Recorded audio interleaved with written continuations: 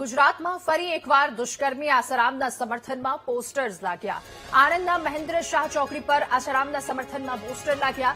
દુષ્કર્મી આસારામના અનુયાયીઓએ આ પોસ્ટર લગાવ્યા। માતૃપિતૃ દિવસની ઉજવણીના પોસ્ટરમાં ઉલ્લેખ કરવામાં આવ્યો તો આસારામના ફોટો અને નામની સાથે આ પોસ્ટર લગાવવામાં આવ્યા। 14મી ફેબ્રુઆરીના રોજ માતૃપિતૃ દિવસની ઉજવણીનો પોસ્ટરમાં ઉલ્લેખ કરવામાં આવ્યો છે। ત્યારે આસારામના સમર્થનમાં આણંદના વિસ્તારમાં પોસ્ટર્સ લાગ્યા છે।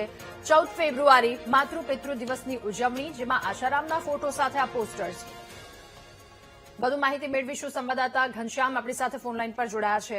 ઘનશ્યામ, માતૃપિતૃ દિવસની ઉજવણી અને તેમાં એ પોસ્ટર્સમાં આસારામનો ફોટો, એના સમર્થનમાં પોસ્ટર્સ લાગ્યા છે, શું વધુ વિગતો?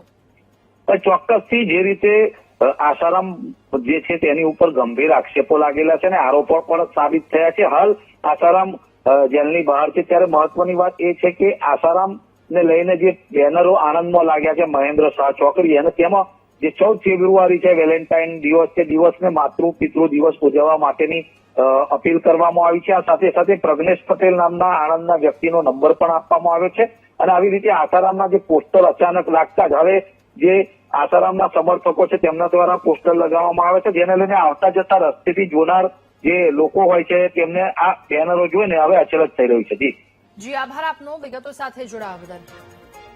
ત્યારે આણંદમાં પોસ્ટર્સ લાગ્યા અને બે અલગ અલગ દ્રશ્યો ટીવી સ્ક્રીન પર જોઈ રહ્યા છો। 14 ફેબ્રુઆરી માતૃપિતૃ દિવસ, પરંતુ એમાં આસારામનો ફોટો, આ પોસ્ટર્સ આણંદ અને અમદાવાદ બંને જગ્યા પર લાગ્યા।